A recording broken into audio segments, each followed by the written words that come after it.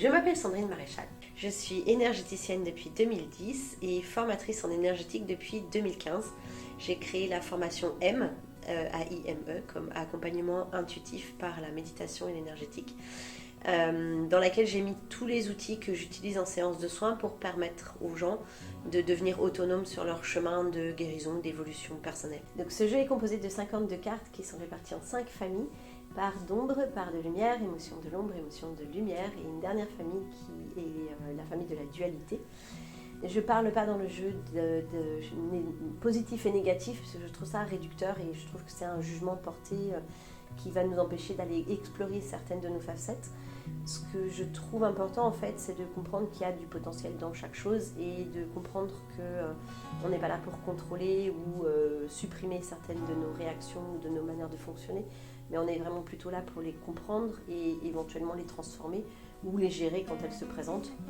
Et comment on en tire le meilleur parti en fait. Et vraiment la dernière famille des cartes d'équilibre, de dualité, elle est là pour comprendre qu'il y a un équilibre en chaque chose, que tout a une raison d'être et qu'on peut en tirer le meilleur profit si on comprend pourquoi c'est là et d'où ça vient.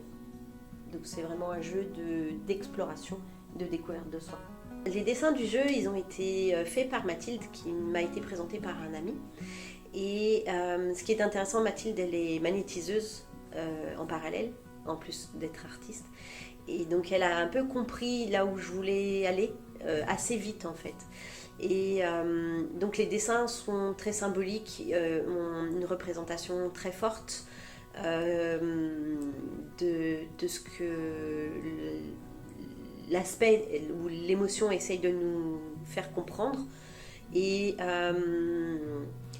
puis, comme il n'y a pas de couleur dedans, en fait, ça n'induit pas quelque chose de particulier. C'est vraiment à nous de remplir, en fait, ce noir et blanc, avec notre imagination, avec notre émotionnel, avec nos événements, etc. Ce jeu s'est un peu créé tout seul. Il est venu à moi sous la forme d'histoire. Dans les textes, dans le livret, il y a deux parties. Il y a la partie d'explication générale et puis il y a la partie que j'appelle le « je suis ». Cette partie-là, c'est vraiment l'aspect que cette carte représente, qui vient nous voir et qui vient nous raconter son histoire, ce qu'elle fait, comment elle agit, comment elle nous fait agir, comment elle nous fait réagir, et tous les comportements qu'elle induit, et comment elle pourrait être utilisée si on vraiment comprenait son potentiel. Et du coup, ces « je suis » sont ceux qui sont venus me rendre visite, entre guillemets. J'ai noté tous ces textes et je ne savais pas quoi en faire. L'idée, c'était vraiment pas au départ de créer un jeu. C'est plutôt comme si le jeu a demandé à être créé. Et donc j'ai écrit tous ces textes et après les avoir relus et un peu rassemblés, j'ai vu qu'il y avait des thèmes.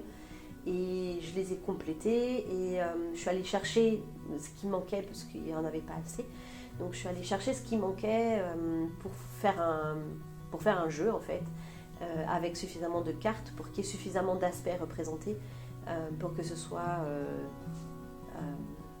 un début de chemin. De toute façon, il n'y a pas tout dedans, c'est une ouverture, c'est un chemin qui commence avec ce jeu, j'espère, dans l'exploration personnelle. Et les thérapeutes l'utilisent aussi beaucoup parce que c'est un moyen d'ouvrir la parole avec leurs clients, avec leurs patients, en parlant de l'image, en parlant du texte. Ça va ouvrir des aspects qui vont permettre à la personne de creuser les événements ou les relations qui ont créé ou qui révèlent ces facettes-là. Et puis quand on travaille seul, c'est la même chose en fait, mais c'est un discours qu'on a avec soi-même, d'aller en quête. On va en quête de ce que cette facette elle représente pour nous et des schémas, des comportements qu'elle peut induire et des blessures peut-être qui sont cachées derrière. La manière de se servir du jeu est assez simple. Il y a plusieurs choses qui sont expliquées dans le livret, mais c'est vrai que de premier abord, la chose la plus évidente, c'est de tirer une seule carte. On peut s'en servir pour soi, on peut s'en servir pour accompagner quelqu'un d'autre. C'est un jeu que beaucoup de thérapeutes utilisent. Et quand on l'utilise pour soi, en tirant une carte, on va aller s'inspirer du dessin, du texte, pour aller explorer dans notre chemin à nous, ce que le message de la carte essaye de nous faire comprendre sur notre manière de gérer cet aspect, de l'accueillir ou non. Et donc c'est vraiment un travail d'exploration personnelle. Pour les personnes qui ont ce jeu, c'est pour moi vraiment l'opportunité d'aller à la rencontre de soi, de toutes ses facettes et de toutes les apprivoiser sans les juger, de pouvoir ouvrir la porte à nos parts d'ombre parce que parfois elles recèlent des trésors et notamment sur la compréhension de pourquoi certaines émotions sont plus difficiles pour nous à exprimer et à explorer et de tous les événements qui ont pu créer ces difficultés. Donc c'est un début de chemin, c'est une piste qu'on va suivre pour aller se rencontrer soi.